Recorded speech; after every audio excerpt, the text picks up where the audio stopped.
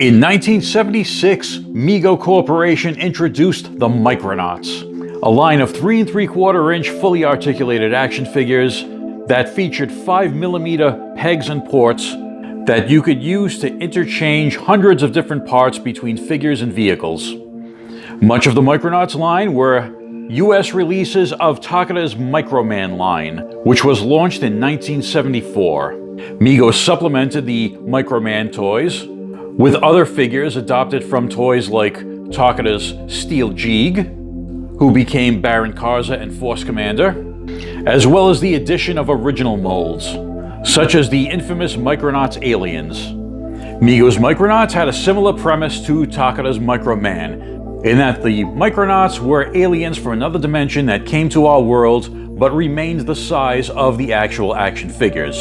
Mego left much of the Micronauts mythology ambiguous as far as the toy releases, but that mythology would be created and explored by Marvel Comics in their comic book adaptation of the toy line that began in January 1979. The original Micronauts comic run lasted for 59 issues, plus 2 annuals, and a 4-issue crossover miniseries with the Uncanny X-Men.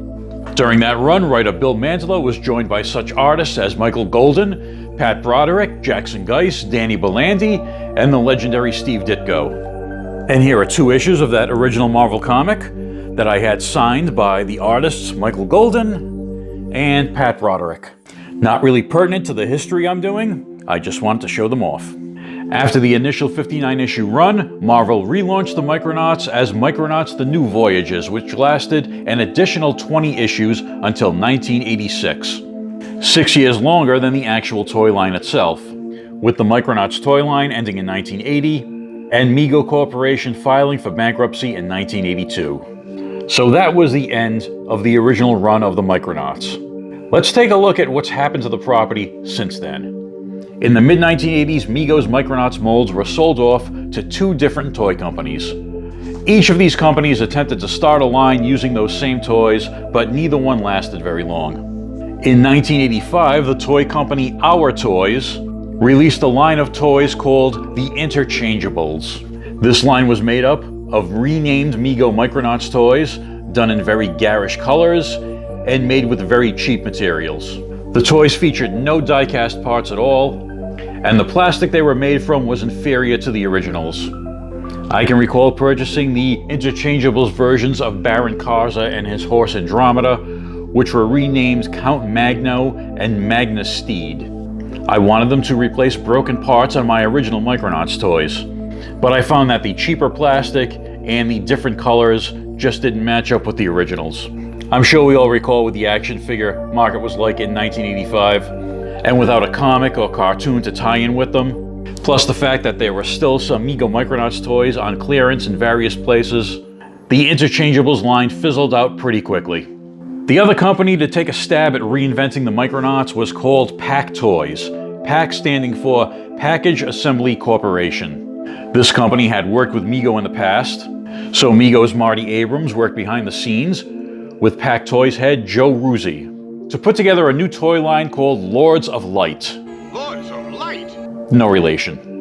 The Lords of Light and their battle with their enemy, the Evilites, debuted in some commercials released in 1984 that had quite high production values for the time. Many of the figures in this line were derived from the Micronauts aliens molds, with the parts being reconfigured into new characters. The gimmick for the Lords of Light line involved miniature glow sticks. You all remember glow sticks, right? They're still sold today. I picked these up at the dollar store. What you would do is there's material inside these sticks that creates a chemical reaction, so you snap them, shake them up, and there's your glow effect. So there would be miniature versions of these that would be placed in the Lords of Light figures to give them their name. The glow sticks could be inserted into the figures and also used as weapons. Despite all the planning and those great ads, only a handful of Lords of Light figures were released. And today they are very expensive to acquire on the secondary market. So there ended the story of the original Micronauts molds. News on the Micronauts was quiet for over a decade. But between 1997 and 1998, there was talk of a reboot. Marvel Comics had started working on a 5-issue Micronauts miniseries, while an animated series was proposed for the Sci-Fi Channel. But neither of these things came to pass. However, in 2002, the Micronauts did reappear in comics. Image Comics relaunched the Micronauts and published 11 issues of a series, along with 4 issues of a Baron Karza miniseries. In 2004, the license changed hands and went to Devil's Due, who only published 3 issues of their Micronauts series. Now, the problems with those comic series were clear to fans of the original Micronauts. The original comic series published by Marvel was set in the Marvel Universe, and many of the places, situations, and characters in that comic were property of Marvel Comics. So any comics reboot from another publisher would not include characters like Arcturus Rand, Marionette, Bug, or any references to things like Homeworld or the Starship Endeavour from the original series. But looking at the number of issues produced by these publishers, comparing it to the original Marvel Comics run, I don't think many fans were on board with these new interpretations of the Micronauts. Comic books weren't the only Micronauts mythology available in the early 2000s. In 2003, a trilogy of prose novels was published called Micronauts: The Time Traveler Trilogy, which tied in with the Image Comics version of the Micronauts. In 2002, toy company Palisades announced that they would be making reissues of the original Mego Micronauts, under a license received from Abrams Gentile Entertainment LLC, the company that was managing Mego's old intellectual properties. Unfortunately, things did not go as planned. Palisades made the agreement with the assumption that the molds for the original Micronauts toys would be available, and quickly found out that they weren't. Some of the molds still existed with original Microman manufacturer Takara, but Takara was not part of this deal, so Palisades had no access to their tooling. So Palisades put out the call to Micronauts collectors, asking them to donate original Mego toys so that Palisades could reverse engineer the molds to make new toys.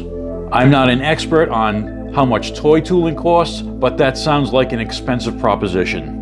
But they were successful and went into production. But that's not where the problems ended. Apparently, Palisades was going through a middleman between themselves and the manufacturing plants in China. After having agreed upon producing their toys at a particular plant, unbeknownst to them, the middleman involved then changed to another factory which used cheaper materials and had no quality control. Palisades was not aware of this until they received their first shipments of Micronauts toys and were horrified at the quality of them. In the interim, the middleman had pocketed whatever money he saved by changing factories, and they never heard from him again. Stuck between a rock and a hard place, Palisades had no choice but to ship out the toys from that first wave. And the complaints started rolling in, people opening up their packages and finding the toys already broken or breaking as soon as they tried to manipulate them. This was a huge black eye for the Palisades relaunch. But they persevered. They contracted out with a better factory and produced a Series 1.5, as well as a second series which was of better quality. They were in the planning stages for a Series 3, which would have included new molds of brand new characters to add to the mythology, but by that time the damage was done. Because of all the customer complaints and delays, retailers had lost interest in the Micronauts brand. And in February 2006, Palisades Toys filed for bankruptcy and went out of business, reportedly due in no small part to all the money that they lost in the Micronauts relaunch. These are the Palisades Micronauts that I have in my collection. I tried not to pay a lot for these on the secondary market because I was obviously aware of all the quality issues that were involved with some of these. I think the later releases that had better quality will cost more on the secondary market. But these toys do have a lot of problems. This is my second Space Glider. The arm on the first one broke, and I don't dare lift his arms more than that because those shoulders are going to break. The Repto, the parts in his arms are very loose and do fall out if you manipulate them. And the Baron Karza and Andromeda are kind of a mess. The parts are very loose on these. See how that leg is flopping around? And the spring-loaded weapons on that Baron Karza will launch if I try to touch that guy. So I'm glad I have these Palisades releases for display, but I don't think these toys have a very good playability factor. There's too many quality issues with them. Despite the failure of the Palisades line, Micronauts was not dead yet. In January 2005, the license was picked up by SOTA, which means state-of-the-art toys. Their plan was not to do reissues of the original toys, but to reimagine the characters in a series called Micronauts Evolution. This would be a series in a new scale that was growing in popularity at the time, the 1/12 6-inch scale. Their plans were to make a first wave of 3 characters: the heroic space glider, the villainous Baron Karza, and the alien Lobros. After showing fans concept art, they revealed prototype figures at San Diego Comic-Con 2006. Unfortunately, retailer support for the brand was just not there, especially so soon after the Palisades debacle. SOTA then changed course and announced that the 3 figures would be scaled down to the original 3 3/4 inch Micronauts scale and sold only as an online exclusive 3-pack. But that never came to pass. SOTA Toys was sold later in 2006, and the new owners had no interest in continuing the Micronauts project. In November of 2009, Hasbro acquired the Micronauts license. For what ultimate purpose, we're not sure. Hasbro just seems to sit on toy licenses like a dragon sitting on a mountain of gold. One of the first things announced after Hasbro's acquisition of the license was a Micronauts feature film. At that time in Hollywood, the Marvel Cinematic Universe had begun making a splash, and every studio was scrambling to create its own shared universe. Rumor was that Micronauts was going to be part of a Hasbro shared universe of films that would have included ROM Space Knight, Mask, and other Hasbro properties. They also announced that the Micronauts film would be produced by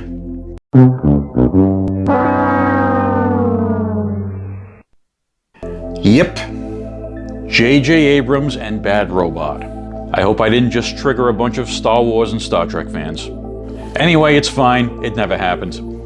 The flames of the Hasbro shared universe rumors were fanned once again by Hasbro themselves at 2011's New York Comic-Con, when they released a comic book called Unit E.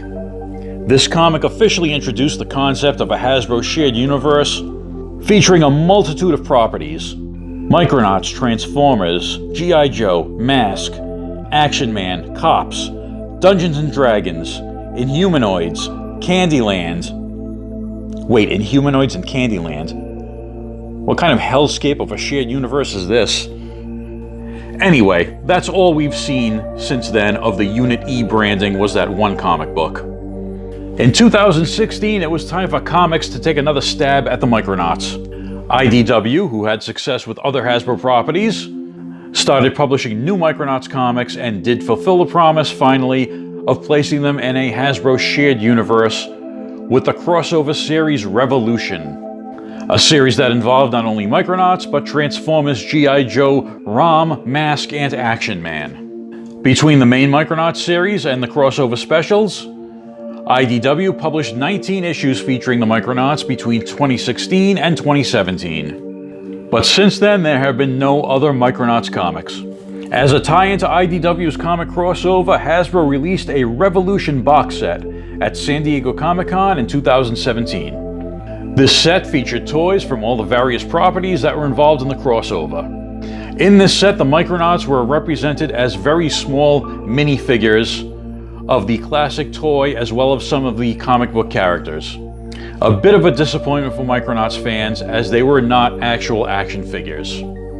Especially since the year before, at the 2016 San Diego Comic-Con, Hasbro did finally release Micronauts reissues in the form of the Micronauts Classic Collection. Here is the box for that Micronauts Classic set. And Hasbro did do a nice job on this. The artwork on this box is by Ken Kelly.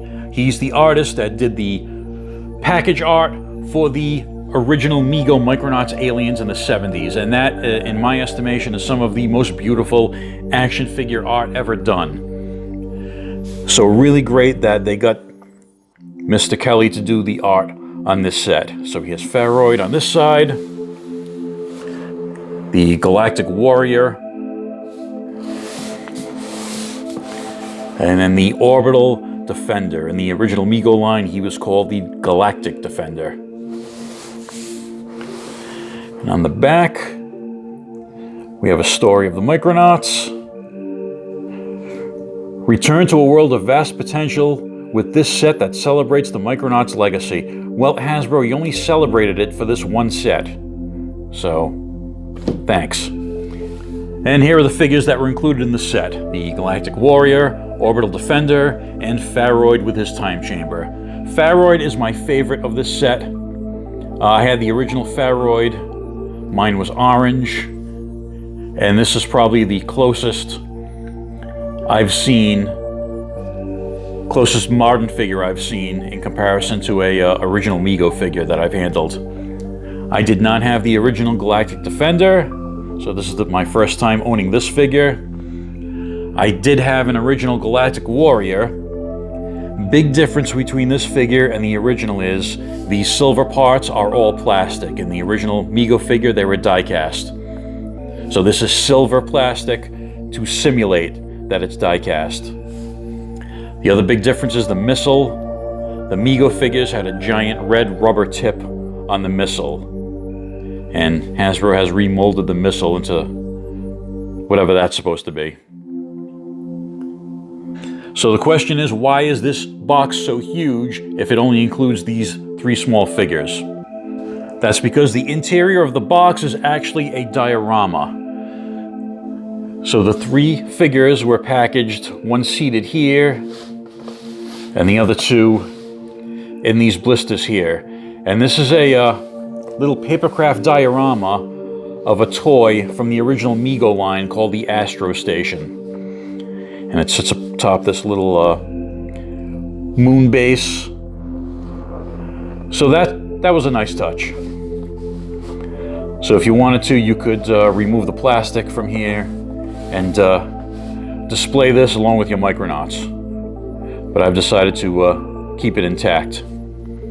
In late 2019, we got tangible evidence of something that we've never had before. A Micronauts animated series. A joint project between Allspark Animation and Boulder Media Limited, which had been acquired by Hasbro several years before. The proposed animated series was set to debut in 2020 with 26 episodes. The concept art released for the series bore little resemblance to the original Micronauts toys. This was obviously going to be another reimagined version of the world of the Micronauts aimed at younger viewers. Of course, the animated series did not happen in 2020. A lot of things did not happen in 2020, and it kept getting pushed back and delayed. In 2022, Hasbro began selling off many of its entertainment assets, including Boulder Media. So I think it's safe to say that the Micronauts animated series is never going to happen. So that's it for my little condensed history of what's been happening with the Micronauts since the closure of Mego. A lot of disappointments, false starts, and failed reboots. Will the Micronauts as we know them ever come back? Honestly, no. The original mythology is so centered in the Marvel Universe that unless somehow Hasbro and Marvel become the same company, we'll never see that mythology revisited again. At this point, we can't even get reprints of those issues. As far as the toys, looking at the original Micronauts toys, they go against everything that we see in modern toy collecting. Die-cast, vac-metallized parts, spring-loaded missiles. If Hasbro or any other manufacturer were to tackle these properly, I don't think it would be a cost-effective enterprise. Can I see a reimagining of the Micronauts at some point? Probably. Hasbro did attempt it with that animated series proposal. Who knows if there were going to be new toys attached to that? There probably would have been. Nothing like the original toys, but there probably would have been something. But I don't think we'll see the likes of these original toys again. Now, this video was just about the Micronauts brand. Microman from Takara in Japan is an entirely different story. In Japan, the original Microman line ran from 1974 to 1984. And between 1996 and 2007, there were a variety of new toys as well as reissues. So if you're a fan of the Micronauts brand and you've been frustrated by what's been coming out in the States for the past 20 years, do explore what Takara has put out in Japan. You may find something you like between the reissues or the reimaginings of the original Microman characters. But no matter what happens in the future, those of us who grew up in that time in the 70s will always have a place in our heart for the Micronauts. Thanks for watching, and I'll see you in the next video.